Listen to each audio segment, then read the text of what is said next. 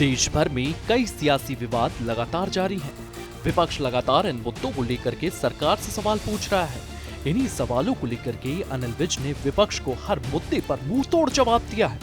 महाराष्ट्र से लेकर जीएसटी तक हर एक पहलू पर उन्होंने बेबाकी से अपनी बात रखी। इसके साथ साथ उन्होंने महाराष्ट्र में चल रहे भाषीय बवाल पर अपनी बात रखी और क्या कुछ कहा, सुनते हैं। जो लोग हिंदी का विरोध करते हैं वो हिंदुस्तान का विरोध करते हैं, क्योंकि हिंदी हिंदुस्तान की मातृभाषा है। आप अपनी अपनी भाषा भी पढ़ाओ,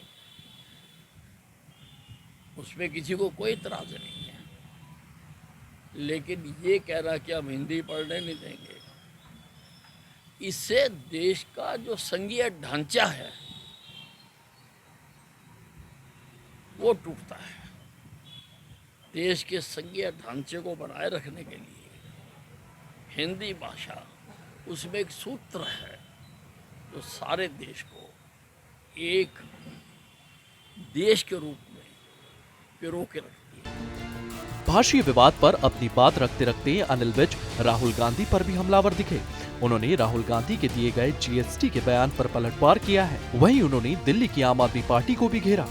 अरविंद केजरीवाल ने पिछले दिनों एक बयान दिया था जिसमें उन्होंने कहा था कि सियासत में ऊपर नीचे तो चलता रहता है। इन दोनों मुद्दों पर अनिल विज ने तंज कसा और क्या कुछ कहा, सुनिए। किसी से जबरदस्ती जीएसटी वसूला जा रहा है, राहुल गांधी जी बताएं। और जब से जीएसटी लगा है इस बार तो मेरा ख्याल है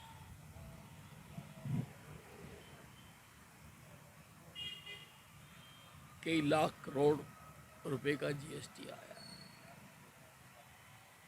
और हर बार ये बढ़ता ही जा रहा है। और जीएसटी का बढ़ना ये दर्शाता है कि देश तरक्की कर रहा है।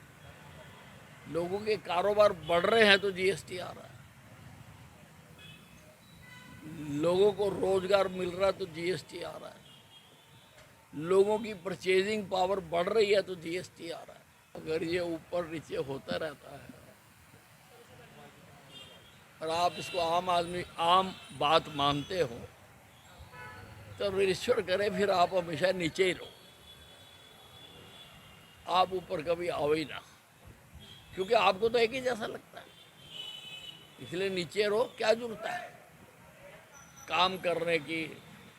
आपने देश की सारी राजनीति को गंदा कर दिया। विपक्ष की हर वार पर बेबाकी से अनिल विज की ओर से पलटवार किया गया है। वहीं हर मुद्दे पर तर्कों के साथ विपक्ष को आड़े हाथों लेते हुए अनिल विज नजर आए हैं। सूर्य समाचार के लिए अंबाला से नरेश सैनी की रिपोर्ट।